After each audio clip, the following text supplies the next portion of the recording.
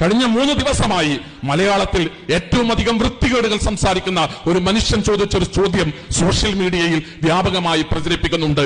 കഴിഞ്ഞ 3 ദിവസമായി കേരളത്തിലെ മലയാളത്തിലെ സോഷ്യൽ മീഡിയയിൽ അതിങ്ങനെ ആവർത്തിച്ച് കടന്നു വരുന്നുണ്ട്. ആ മനുഷ്യന്റെ ഒരു വലിയ ചോദ്യം, പരിശുദ്ധ ഖുർആനിൽ നിന്ന് മനുഷ്യർക്ക് ഉപകാരപ്പെടുന്ന, നന്മ പറയുന്ന, ലോകത്തെ മനുഷ്യർക്ക് ഗുണം ചെയ്യുന്ന ഒരു വാക്ക് പറയാൻ, ഖുർആനിൽ നിന്ന് മനുഷ്യർക്ക് ഉപകാരമുള്ള ഒരു വാക്കുദ്ധരിക്കാൻ, ഒരു വചനം ഉദ്ധരിക്കാൻ നിങ്ങൾക്ക് ആർക്കെങ്കിലും കഴിയുമോ എങ്കിൽ നിങ്ങളൊന്ന് ഉദ്ധരിക്ക് എന്ന് അദ്ദേഹം തന്റെ മുമ്പിലുള്ളവരോട് ഒരു വെല്ലുവിളിയോടെ പറയുന്നുണ്ട്.